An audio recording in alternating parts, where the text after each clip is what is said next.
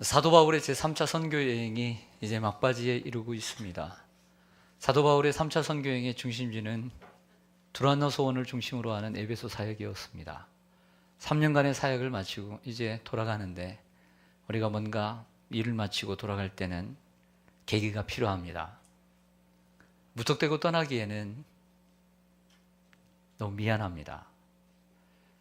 다행히 에베소의 대소동, 대소요가 그치자 그리고 떠날 때가 되었다라고 생각한 바울은 이제 마게도냐와 아가야를 거쳐 수리아, 즉 예루살렘과 안디옥으로 돌아갈 계획을 세웠습니다.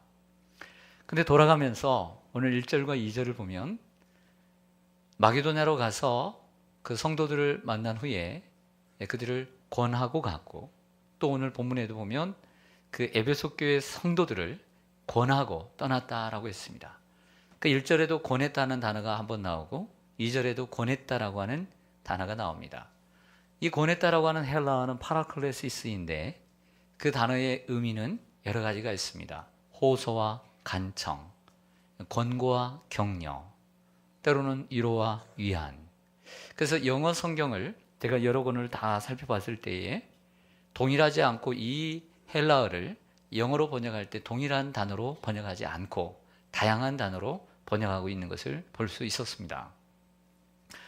사랑하는 성도 여러분, 우리가 살아가는 세상은 성경에서 예언했듯이 사람들이 귀를 막고 스스로 자고해서 남의 말을 듣지 않는 시대입니다. 자꾸 가면서 남의 말을 듣지 않습니다. 우리가 우리의 자녀들에게도 말 못할 때가 있지 않습니까? 근데 우리의 이웃에 있는 자녀들에게 뭐라고 하겠습니까? 한 번은 이 공사를 하시는 분 가운데 상주하시는 분이 계시는데 참 연세가 많으신데 저에게 인사도 잘하고 참 잘하시더라고요. 그래서 이런 얘기를 하는 거예요. 교회 화장실도 이용하고 그러다 보니까, 그런데 한 젊은 청년이 자기에게 담배 있어요? 아, 그러더라고요. 담배 있어요? 그래. 아니요, 나는 담배를 원래 안 핀다고. 그러니까 하는 얘기가 에이씨 뭐 이렇게 하더라고요. 요즘 우리가 젊은이들에게 함부로 말할 수 없는 시대입니다.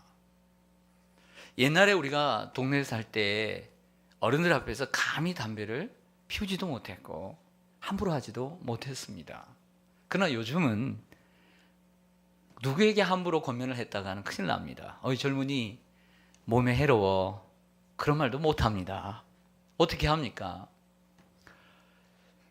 내가 낳고 내가 수고해서 기른 자녀도 야 이리 와봐라, 앉아봐라, 나 바빠요, 다음에 얘기해요, 이렇다면, 혹이라도 앉아서 얘기할 때 시끄러워, 나 말 안 들어, 만약 이렇다면 우리가 자녀를 잘 기르고 있다라고 할 수 있을까요?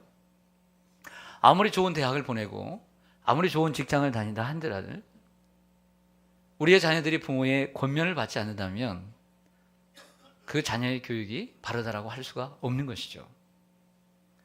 바른 권면이 있는 시대, 바른 권면이 있는 교회, 또한 바른 권면이 있는 가정이 건강한 가정이요, 교회요, 사회가 될 줄로 믿습니다.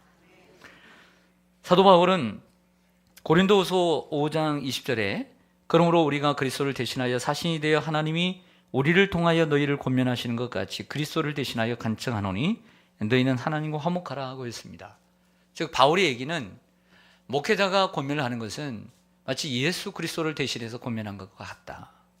그렇다고 해서 억압적으로 권면하지 않고 간청하듯이 하는 이러한 바울의 자세를 보이게 됩니다. 또한 바울은 그레데 섬에서 목회하는 디도에게 디도서 1장 9절에 믿분 말씀의 가르침을 그대로 지켜야 하리니 이는 등이 바른 교훈으로 권면하고 거슬러 말하는 자들을 책망하게 하려 함이라.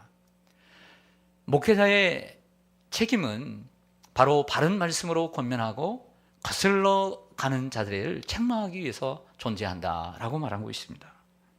디도서 2장 6절에도 너는 이와 같이 젊은 남자들을 신중하도록 권면하라.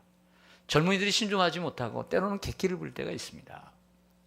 그러지 못하도록 신중하도록 젊은이들을 권면하는 것도 필요하다라고 말합니다. 디도서 2장 15절에 보면 너는 이것을 말하고 권면하며 모든 권위로 책망하여 누구에게 서든지 업신여김을 받지 말라 그랬습니다. 잘못된 길로 가는 사람을 권위로 책망하는 것이 목회자의 역할이다 라고 말합니다. 이러한 권면이 살아있을 때 교회는 건강하고 성도들은 성장하게 되는 줄로 믿습니다. 바울이 다시는 못 볼 것 같은 이러한 에베소 교회와 마게도냐 성도들, 그들을 마지막 고별 설교라 생각하고 지나갈 때에 어떠한 마음으로 정말 예수 그리스도에게 붙어 있으라고, 믿음의 성장을 이루어 가라고 얘기할 때 간절한 마음으로 호소하고 간청했을 것이라고 상상이 갑니다. 예수님께서 이 땅의 공생의 사역을 다 마치시고 내일 십자가를 지셔야 되는 시간이 되었습니다. 그 전날 저녁 때에 수건을 두르시고 제자들의 발을 닦으시면서 예수님께서 제자들을 사랑하시되 끝까지 사랑하시니라. 또 예수님이 떠나신다는 말에 두려워하는 이러한 제자들을 바라보면서 요한복음 14장 1절에 이렇게 말씀합니다. 너희는 마음에 근심하지 말라. 하나님을 믿으니 또 나를 믿으라. 내 아버지 집에 거할 곳이 많도다. 요한복음 16장 33절에서는 너희가 세상에서 환난을 당하나 담대하라. 내가 세상을 이기었노라. 이게 권면합니다. 마태복음 28장 20절에서는 볼지어다. 내가 세상 끝날까지 너희와 항상 함께 있을 것이다. 이렇게 권면한 줄로 믿습니다. 주님의 권면이 여러분들이 함께 하시길 원하고요. 목회자는 때로는 성도들에게 권면이 필요하고 성도들에게는 서로 피차 권면하되 진정으로 사랑하는 마음으로 아끼는 마음으로 또 안타까운 마음으로 그렇게 권면해야 될 줄로 믿습니다. 그렇게 권면이 살아있는 교회가 바로 건강한 교회가 될 수 있는 것입니다. 바울 사도가 마게도냐 지방을 거쳐서 헬라로 갔다고 했습니다. 그리고 그 헬라에서 석 달을 유했다라고 오늘 3절에 말하고 있는데, 그러면 헬라는 뭐냐? 헬라는 그리스를 통틀어서 얘기하지만 오늘 본문은 그리스를 통칭하는 게 아니라 북쪽의 마케도냐를 거쳐서 헬라로 갔다고 했으니까 마케도냐를 뺀 남쪽의 아가야를 얘기합니다. 마케도냐는 빌립보, 데살로니가 그리고 베레아를 중심으로 있고요. 그리고 아가야는 고린도와 아덴을 중심으로 있지 않습니까? 특별히 그 고린도에서 석 달을 유하게 되는데요. 그곳에서 무엇을 했느냐? 최고의 걸작인 로마서를 집필을 하게 됩니다. 로마서를. 그 위대한 책인 로마서를 바로 이 고린도에서 3차 선교행 끝나는 말미에 있게 됩니다. 이때가 주후 58년 겨울이고 그리고 59년 봄이었는데, 그 기간 동안 고린도에서 원래는 수리아로 배를 타고 가려고 했는데 겨울이다 보니까 얼음이 얼고 그래서 배가 움직이질 않았습니다. 그 소중한 시간을 성도들을 돌아올 뿐만 아니라 로마서를 쓰는 시간으로 선용하는 이러한 바울의 모습을 볼 때 여러분, 우리도 세월을 아끼고 우리 시간을 선용하는 그리스도인이 되어야 될 줄로 믿습니다. 여러분들이 꿈꾸는 것, 여러분들이 계획하는 것 노력하지 않으면 안 됩니다. 열심히 시간을 아껴서 여러분들의 꿈을 이루시기를 간절히 소망합니다. 원래 바울의 계획은 고린도에서, 이 남고린도에서 이제 바로 배를 타고 주중해로 해서 수리아 쪽으로 가는 것이었습니다. 그런데 어떤 소문이 들었냐면 무교절, 6월절이 가까이 오면서 유대인들은 1년에 3번씩 큰 절기는 다 성지순례처럼 고국으로 돌아가서 예배를 하고 돌아갑니다. 그러니까 많은 유대인들이 그 배에 오르게 되고, 그리고 그 바울을 싫어하는 적재자들이 바울을 죽이려고, 암살하려고 지금 눈에 불을 켜고 있는 상황 가운데서 바울을 죽이려고 하는 사람들이 깔려 있다라고 그런 소식을 듣게 돼요. 그러자 바울은 자기의 계획을 뒤로하고 다시 마게도냐로 걸어서 올라가서 아시아로 가서, 그래서 아시아에서 다시 배를 타고 돌아가는 길을 선택하게 됩니다. 램지라고 하는 신학자는 그의 주석에서 이런 주석을 달았어요.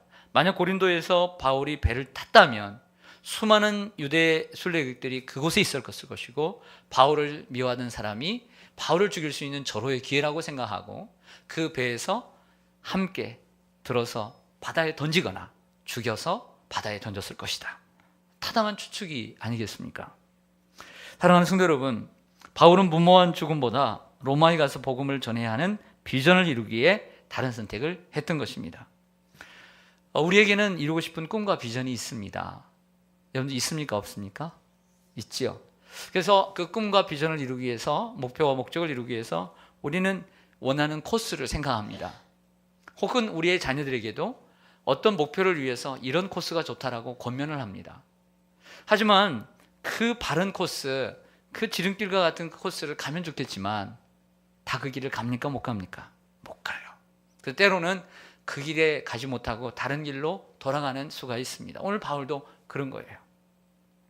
처음에는 낙심이 됩니다. 내가 그 코스로 갔으면 좋았을 걸. 그리고 빨리 그 코스로 가서 그 꿈을 이뤘으면 좋았을 텐데, 이런 생각이 들 것입니다. 그러나 오늘 바울도 때로는 자기가 계획한 것이 있지만 돌아가면서 하나님이 예비하신 복과 축복이 있다는 것이죠. 여러분들의 인생에서 원하는 꿈을 위해서 내가 원하는 코스로 가지 못했다 할지라도, 혹이라도 좀 돌아가는 길이라 할지라도, 그 돌아가는 길에서 하나님이 여러분들의 길 훈련하시고 때로는 연단하시며, 또 하나님께서 여러분을 만들어 가시고 또 만나야 될 사람들과 일어날 사건을 통해서 여러분들을 또 만들어 가실 줄로 믿습니다. 어제 제가 뉴스를 봤어요. 인터넷상에서 뉴스를 봤는데 제가 쭉 읽었는데 이런 얘기였어요. 우리나라의 최고를 달리는 상위 1%의 사람인데 대학을 다닐 때 사법고시와 행정고시 2개를 패스를 했어요. 대학을 다닐 때 군대도 안 가고. 얼마나 머리가 비상해요. 천재예요. 그래서 남들이 가지 못하는 출세 가도를 달렸어요. 저보다 나이가 한두 살밖에 많지 않아요. 그 모든 후배들의 어떤 모델입니다. 아, 저렇게 사는 것이 정말 멋진 인생이구나. 그러나 그는 누군가에게 밥 한 끼를 제대로 사주지 않았고, 그리고 교만했다고 그래요. 그 같은 검사들에게 적들이 많았다고 합니다. 장모상을 당할 때도 이렇게 썼다고 합니다. 무부 아무개 고검장, 검사장님 빅모상. 자기가 보내는데 님자를 붙였대요. 세상에. 검사장도 아니고 검사장님 빅모상. 기가 막히죠. 얼마나 적들이 많았겠습니까? 근데 문제는 남들이 갈 수 없는 출세가도를 달리면서 그 기자가 쓴 말이 저희는 들어왔어요. 뭐라고 기록되어 있냐면, 그 빠른 출세가 그의 발목을 잡았다 그랬어요. 뭐라고요? 그 빠른 출세가 그의 발목을 잡았다. 무슨 얘기냐면, 저도 우리 금천구의 공직자들 윤리위원회를 제가 합니다. 7급 이상들은 이제 자기의 재산을 공개를 해야 돼요. 정부에도 마찬가지입니다. 정부에도 고위 관료가 되면 국회의원뿐만 아니라 자기의 재산을 공개해야 되는데, 재산을 공개할 때 탑이 된 거예요. 100억이 넘었어요. 그러니까 저 사람의 돈이 어디서 났나? 사람들이 눈에 불을 켜게 된 거예요. 결국에는 그 빠른 출세가 결국에는 그의 발목을 잡게 된 것이죠. 여러분, 빠른 길로 간다고 너무 교만하지 마시고, 혹이라도 돌아간다 할지라도 너무 낙심하지 말고, 하나님께서 여러분들의 길을 또 선하게 인도하실 줄 믿습니다. 하나님을 사랑하는 자, 그 뜻대로 부르심을 입은 자들에게는 합력하여 선을 이룰 줄로 믿습니다. 그 하나님을 믿으시기를 축원합니다. 이스라엘 백성들은 한 달이면 갈 수 있는 가나안 땅을 40년 동안이나 갔습니다. 모세는 40세에 꿈을 이루려고 했지만 그 꿈을 이루지 못하고 80세부터 120세까지 무려 40년 동안 그 꿈을 이루어 갔습니다. 갈렙은 40세에 헤브론 땅을 얻으려고 했지만 결국에는 85세에 그 꿈을 이루었습니다. 곧바로 가는 인생도 있지만 지그재그로 가는 인생도 있습니다. 그러므로 힘을 내시기를 바랍니다. 오늘 말씀 4절을 좀 같이 보실까요? 4절 제가 읽겠습니다. 아시아까지 함께 가는 자는 베레아 사람 브로의 아들 소바더와 데살로니가 사람 아리스다고와 세군도와 더베 사람 가이오와 및 디모데와 아시아 사람 드기고와 드로비모라. 아멘. 저를 보시죠. 사도 바울이 에베소 교회를 떠나서 바로 돌아가지 않고 마케도니아와 아가야 헬라 지방을 돌아간 이유는 크게 두 가지입니다. 목적은 2차 선교 여행 때 복음을 전해서 교회를 세웠는데 그 성도들을 믿음을 굳게 하라고 권면하기 위해서 마지막 걸음, 나는 로마로 가서 죽어야 되니까 그런 계획이었고요. 그리고 또 하나 큰 목적은 어머니 교회인 예루살렘 교회가 몇 해 동안 큰 기근으로 가난에 처해 있었습니다. 그래서 성도들이 돈이 없고 물질의 어려움을 당하자 교회는 재정이 부족하고 어려웠어요. 그래서 그 예루살렘 교회에 구제헌금을 모금하려고 미리 연통을 넣어두었고, 그리고 그 구제헌금을 받고 돌아갑니다. 그런데 오늘 4절에 기록되어 있는 아시아와 유럽의 여러 교회들과 그 사람들은 바로 흩어져 있는 교회들이 그 구제연금을 가지고 돌아가는 그 교회의 대표자들의 이름인 것이죠. 바울 사도에게 혼자 몰아서 갔다 오라고 할 수도 있겠지만 그래도 한번 가봐서 그리고 서로 권면하고 위로해 주고 오는 것이 좋겠다라고 판단을 하고 7명의 대표들이 가고 있는 것입니다. 사랑하는 성도 여러분, 이처럼 초대교회는 요즘 교회와 달리 참으로 순수했고 뜨거웠습니다. 내 교회, 네 교회가 없이 한 교회 의식을 가졌고 우리 교회 의식을 가지고 살았던 것을 볼 수 있습니다. 멀리 떨어져 있는 예루살렘 교회가 기근으로 성도들이 궁핍하고 교회 재정의 어려움을 당한다는 소식에 소아시아와 유럽에 있는 교회들은 같은 마음을 가지고 아파했습니다. 그리고 한 교회 의식을 갖고 발벗고 나섰던 것이죠. 얼마나 아름다운 모습입니까? 사도 바울이 이 구제연금을 가지고 가는 이러한 부분은 바로 서신서에서도 나타나게 되는데 고린도후서 8장 1절과 2절을 보면 고린도 교회에 보내는 편지 가운데 이런 말씀이 있습니다. 형제들아, 하나님께서 마게도냐 교회들에게 주신 은혜를 우리가 너희에게 알리노니 환난의 많은 시련 가운데서 그들의 넘치는 기쁨과 극심한 가난이 그들의 풍성한 연보를 넘치도록 하게 하였느니라 말씀합니다. 편지는 고린도 교회에 하고 있는데 말은 마게도냐 성도들 하고 있는 거죠. 마게도냐 성도들이 행한 것을 너희들에게 내가 말하고 싶다, 알리고 싶다. 그것은 뭐냐면 많은 환난과 극심한 환난 가운데서도 그들은 구제연금을 넘치도록 했는데 너희들은 부자고 그리고 가난하지 않고 그런데도 그리고 내가 미리 얘기해 뒀음에도 불구하고 어찌하여 구제연금을 준비해 놓고 있지 않느냐 이렇게 까고 있는 거예요. 지금 듣기 싫지만 그러면서 오늘 3차 선교여행 때에 그 마게도냐 즉 데살로니가와 그리고 빌립보 교회 그 두 교회 그 교회가 많은 환난과 극심한 가난 속에서도 힘을 다하여 구제연금을 했던 것을 칭찬하고 있는 것이죠. 우리 교회에 성도님 가운데 선교 비전을 품고 매달 100만 원 선교헌금을 하신 분이 계십니다. 그 헌금으로 매달 10교회씩 10만 원씩 보내고 있어요. 자, 그렇게 드린 헌금이 1년으로 그쳤느냐? 그쳤으면 제가 얘기를 하지 않죠. 이제 많은 세월이 흘렀기 때문에 제가 얘기를 한번 할 필요가 있습니다. 벌써 수년이 되었습니다. 한 5년 정도 됐는데 제가 계산해 봤어요. 1년이면 1200만 원입니다. 5년 동안 6천만 원입니다. 5년만 더하면 1억 2천만 원입니다. 평생 그분이 하나님 앞에 서원한 대로 드릴 수 있는 힘을 하나님께서 주시기를 원합니다. 그런데 이분이 그리 넉넉한 분이냐? 그렇지 않다는 것이죠. 100만 원을 드리면 그분의 소득은 참 많겠다라고 생각하지만 그분의 소득은 200이 되지 않습니다. 나머지 것으로 생활을 합니다. 우리는 그렇게 드리면 그분의 삶이 풍성할 거라고 생각하는데 그렇지 않다는 것이죠. 그분의 삶은 수수하고 전략정신이 몸에 배어 있습니다. 쓰고 싶고 잊고 싶은 것보다 하나님의 비전이 그의 마음속에 가득 차 있는 것입니다. 우리 교회가 선교하는 중국 시온산 교회 처음에 청도에 세워졌는데 처음에 이제 안이 들어왔어요. 교회에 좀 후원할 수 있겠느냐. 그래서 생각해봤다고 광고를 냈더니 한 성도님이 헌금을 했습니다. 초태에 수백만 원의 헌금을 해서 자립할 수 있는 교회를 마련했습니다. 그러자 그 선교회에서 청도 시온산교회라고 이름을 붙여주었습니다. 한 자매가 사역을 했는데 지금은 유해로 옮겨서 좋은 파트너와 결혼을 해서 교회를 섬기고 있는데 그래서 유해 시온산교회로 섬기고 있죠. 그것으로 끝나는 것이 아니라 매년 집을 렌트하는 렌트비로 전반기 하반기 그렇게 해서 100만 원씩 그분이 헌금을 해주셔서 시온산교회가 유지되었던 것이죠. 이분 또한 넉넉한 생활이 아닙니다. 빠듯한 직장 생활을 하시는 분이시고 그리고 더 드리고 싶어 해서 그리고 짬짬이 시간을 내서 또 전략정신을 가지고 은행에 가서 몇만 원씩 저금을 하고 해서 그것을 모아서 쓰고 싶고 잊고 싶고 하고 싶은 일을 뒤로 하고 하나님 앞에 모아서 드리는 삶을 수년 동안 하고 계신 것입니다. 사랑하는 여러분, 제가 왜 이러한 이야기를 하느냐? 우리가 일생을 살면서 하나님 앞에 서게 될 때 무엇이 남습니까? 내가 나를 위해서 사용하고 내가 나를 위해서 사는 것이 남겠습니까? 오직 하나님 앞에 드린 인생만이 남는 것입니다. 그리고 하나님께서 여러분의 마음속에 감동을 주실 때 하나님 그에게 감동을 주실 때 뭔가를 내가 포기할 때만이 하나님 앞에 헌신할 수 있음을 기억하시고 하나님 여러분들에게 모든 것을 감동 주실 때 거기에 순종하며 하나님 앞에 드리는 인생이 되기를 주님의 이름으로 간절히 축원합니다.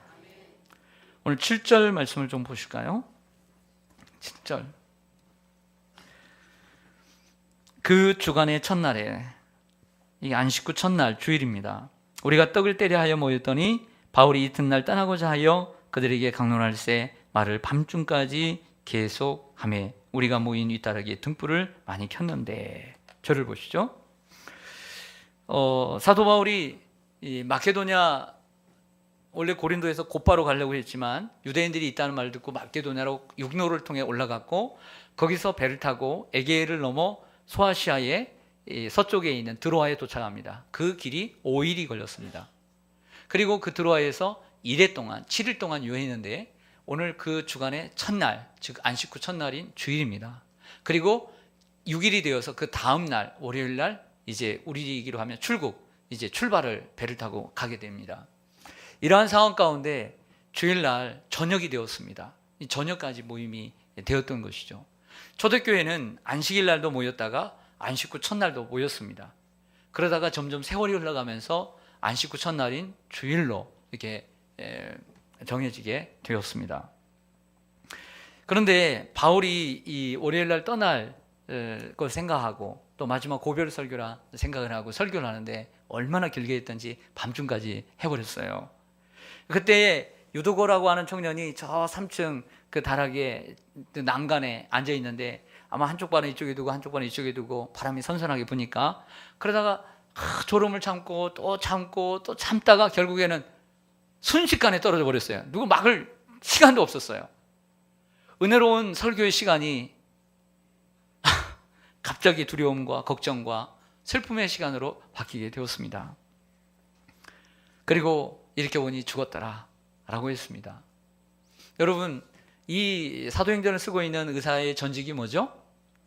의사입니다.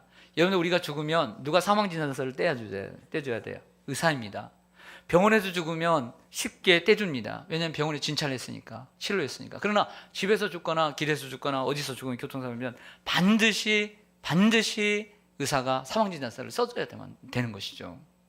근데 의사가 죽었다면 죽은 것입니다. 기절한 것이 아니라 죽은 거예요. 사람들이 떠듭니다. 입 있는 사람들은 다 한마디씩 했을 것입니다. 웅성웅성합니다. 머리가 비상하게 빠른 사람은 오늘 이 책임이 누구인가? 책임을 가지려고 생각을 했을 것이고, 오늘 이 사람에 대해서 어떻게 교회에 돈이 얼마나 들까?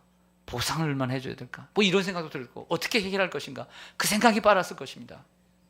그러나 바울은 그 청년에게 내려가서 몸을 그에게 올라가서 엎어서 그 위에 올라가서 기도하면서 먼저 외칩니다. 떠들지 말라. 영혼이 그 안에 있느니라. 이렇게 말했던 것이죠. 그리고 죽었던 유도고가 살아난 줄로 믿습니다. 오늘 말씀을 통해서 제가 생각해 보고 싶은 것은 우리가 살아가는 세상은 언제 어느 때 사고가 일어날지 모른다는 것이죠. 은혜로운 말씀 시간에 사람이 죽는 일도 생겼습니다. 천하의 바울이 설교를 하는데 조는 사람도 생겼다는 것이죠. 교회 일도 마찬가지입니다. 여러분들의 가정도 교회도 일이 없을 거라는 생각을 버려야 됩니다. 언젠가 일이 생깁니다. 그러나 그 일이 생겼을 때 우리가 어떻게 대처하는 게 대단히 중요한 것이죠. 바울이 죽은 청년 위에 엎드려 그 몸을 안고 기도한 것은 열왕기상 17장에 엘리야가 북이스라엘 선지 엘리야가 그 사르밧 과부의 아들이 죽었을 때에 기도했던 내용과 똑같아요. 그리고 열왕기하에 엘리사라고 하는 제자가 또 그 수넴 여인의 아들이 죽었을 때에 그 위에 올라가서 기도했던 모습과 똑같은 것이죠. 바울은 오늘 이 문제를 자기에게 다 던지고 있습니다. 자기의 몸을 던져 오늘 이 문제를 해결하려고 하는 헌신의 모습을 우리는 봐야 합니다. 그리고 비록 졸고 떨어져 죽었지만 그 청년을 사랑하는 바울의 그 순수한 열정을 우리가 본받아야 될 줄로 믿습니다. 또한 두 번째는 유도구의 죽음을 통해 우리는 오늘 이 사건을 통해 누구의 책임인가를 묻는 이런 시선이 아닌 그들의 열심을 배워야 합니다. 어떤 사람은 오늘 이 본문을 보고서 누구의 책임이냐? 책임을 묻는 이러한 쪽으로 진행해 가는 사람이 있을 것입니다. 굳이 책임을 묻는다면 둘 다 책임이 있습니다. 졸아서 떨어진 사람도 누가 건든 것도 아닌데 떨어졌다. 그건 유두부의 책임입니다. 하지만 아니 누가 설교를 이렇게 길게 하래요? 설교를 길게 했으니까 바울의 책임도 있다 없다? 있는 거예요. 예. 제가 설교를 길게 해봤자 40분입니다. 3, 40분 설교하는데 졸아요? 안 졸아요. 왜? 초등학생은 초등학생 나름대로 집중할 수 있는 시간이 있어요. 그래서 초등학교의 수업 시간은 40분인 거예요. 중학교는 45분, 고등학교는 50분, 대학생은 2시간. 이렇게 길게 되는 거죠. 어른들로서, 성인들로서 3, 40분 설교에 집중을 못한다. 이건 제가 설교를 잘해서가 아니라 여러분들이 어른이기 때문에 들어주는 거예요. 들어줄 수 있는 거예요. 그래서 안 주는 거예요. 바울처럼 위대한 사도가 수시간 밤늦게까지 설교를 하는데 안 줄 사람이 어디 있겠습니까? 그리고 오늘 분위기를 보니까 선풍기 하나 있습니까? 그 더운 열대기후 가운데 에어컨이 있었습니까? 없었습니다. 밤이니까 횃불을 켰는데, 촛불을 켰는데 얼마나 메스껍고 그리 연기가 자욱합니까? 졸리기 쉽죠. 쾌쾌하고. 근데 이 청년은 마음은 어떻게요? 조금이라도 바람이라 선들선들 부는 저기에 올라가면 어르신들이 그 높은 곳에 올라가겠습니까? 젊은이니까 올라간 거죠. 말씀을 처음에는 잘 들으려고 하다가 너무 오래 하니까, 왜 이렇게 오래 하는지 몰라요. 오래 하니까 결국에 그렇게 된 거예요. 그런데 여러분, 여기서 우리는 이러한 사건이 있을 때의 그 책임이 누구에게 있느냐를 물어서는 안 된다는 것이죠. 여기서 하나님께서 우리들에게 보여주시고자 하는 것을 우리가 찾는 것이 그리스도인의 모습이라고 할 수 있는 것입니다. 책임을 전가를 하고 책임자를 찾으면 문제는 금세 결과는 드러납니다. 하지만 일은 풀리지 않습니다. 감정만 상할 뿐입니다. 바울이 내일 떠납니다. 얼마나 고단합니까? 나이는 좀 들었습니다. 고단해요. 쉴 틈이 없습니다. 배를 타고 왔죠. 우리가 어디를 가서 비행기를 한번 타고 와도 여러 날 피곤한 사람들도 있습니다. 여독이 풀리지 않아서. 배를 5일 동안 타고 왔습니다. 수없이 걸어왔습니다. 내일 출발합니다. 여러분, 오늘 내가 1시간만 설교하고 오늘 쉬겠습니다. 내일 출발합니다. 여러분들 이해하시죠? 할렐루야 하고 끝낼 수 있습니다. 그러나 바울은 마지막이라고 생각하고 그 사랑하는 드로아 성도들에게 밤새면서 하나님의 말씀을 증거하는 그의 열심을 이 시대의 목회자들이 배워야 될 줄로 믿습니다. 오늘 30분 하고 설교는 참 끝이다. 이런 마음을 점점 갖게 하는 사단의 세력을 무너뜨리고 하나님의 말씀을 좀 더 힘있게 전해야 된다는 이러한 마음이 목회자들에게 있어야 될 줄로 믿습니다. 또한 당시에 드로아 교회 성도들, 당시의 초대교회 성도들은 대부분 노예들이었습니다. 남의 종살이로 하루 종일 사람들에게 쪼들리고 시달리며 그리 고단한 인생을 살아가는 사람들이었습니다. 저녁이면 쉽게 잠에 들 수 있는 사람들이었습니다. 그러나 하나님의 말씀이 그리워 그 밤중까지도 그 듣는 열심을 가지고 듣는 열정을 가지고 그 자리에 서 있는 그 자체만으로 그들은 칭찬받기에 충분한 것입니다. 요즘 우리의 시대는 성도들의 삶이 풍족해지졌지만 참으로 더욱더 분주해지고 경제의 구조가 힘들어졌습니다. 다 압니다. 하지만 여러분, 그렇다고 해서 하나님 앞에 우리가 서는 그 시간이 줄어들 수는 없는 것입니다. 그것이 우리의 삶의 환경이 하나님 앞에 설 수 있는 그 시간이 줄어든 것에 대한 변명이 될 수 없는 것이죠. 구실이 될 수 없는 것입니다. 사랑하는 여러분, 졸려도 와서 말씀을 듣는 이러한 열정, 하나님이 기뻐하실 줄로 믿습니다. 그러기에 오늘 일어난 사고와 큰 문제로 끝나지 않고 도리어 위로와 격려로 오늘 마지막 절이 끝나고 있다는 것이죠. 할렐루야. 하나님의 말씀에 올인하는 목회자, 그리고 그 하나님의 말씀을 온전히 듣고 듣는 열심을 가지고 오직 주님 앞에 영광을 돌리기 위해서 살아가는 성도들이 살 때 비록 이 땅에 발붙여 살기 때문에 문제와 사고와 사건이 일어날 수는 있지만 그 일어나는 사건이 하나님의 은혜와 말씀 속에서 모든 것이 아름답게 해결된다는 것입니다. 할렐루야.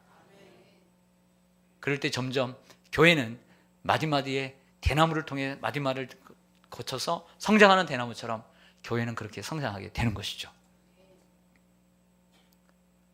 이렇게 될 때 하나님의 나라가 이 땅에 이루어지고 하나님의 영광이 이러한 자리에 있게 될 줄로 믿습니다. 처음에는 그런 생각을 했습니다. 하나님 어떻게 하면 오늘 이 시간 은혜를 끼칠까요? 하나님 어떻게 하면 오늘 성도들 졸지 않고 정말 어떻게 감동을 받고 오늘 돌아갈까요? 그렇게 기도를 합니다. 이게 목회자의 마음 아니겠습니까? 그런데 하나님께서 저에게 주신 마음은 이런 마음이에요. 그런 생각하지 마라. 은혜를 주는 건 나지 너가 아니다. 왜 네가 은혜를 주려고 하냐? 내가 왜 은혜를 끼치려고 하니? 하나님이 그런 마음을 주시더라고요. 맞습니다. 하나님, 내가 은혜 끼치려고 하지 않겠습니다. 저는 저희 할 일만 하겠습니다. 온전히 하나님 찬양하는 시간에 기쁘게 찬양하고, 내가 기도하는 시간에 간절히 기도하고, 하나님이 나에게 맡겨주신 말씀은 은혜를 끼치든 안 끼치든 그런 생각이 아니라 하나님의 말씀을 말씀대로만 전하겠습니다. 그러면 하나님이 은혜 주실 줄로 믿습니다. 내가 할 일을 해야 되죠. 찬양할 때도 마찬가지입니다. 어떻게 하면 잘 듣게 하고 은혜를 끼치게 할까? 그렇게 하지 마세요. 최선을 다해서 하나님 앞에 영광 올려드리세요. 그러면 하나님이 은혜를 주시는 거죠. 우리가 뭔가를 하려고 합니다. 그래서는 안 됩니다. 오늘 하나님께 제 마음에 주신 것입니다. 우리는 우리 할 일만 하는 것입니다. 그러면 하나님이 은혜를 주시는 거죠. 우리가 물을 주고 우리가 열심히 가르쳐 심고 물을 주지만 자라게 하신 분은 하나님이세요. 여러분, 우리가 뭘 잘하려고 하지 맙시다. 오직 하나님께만 잘합시다. 그러면 하나님께 영광이 되고 우리 성도들에게도 은혜가 되는 줄로 믿습니다.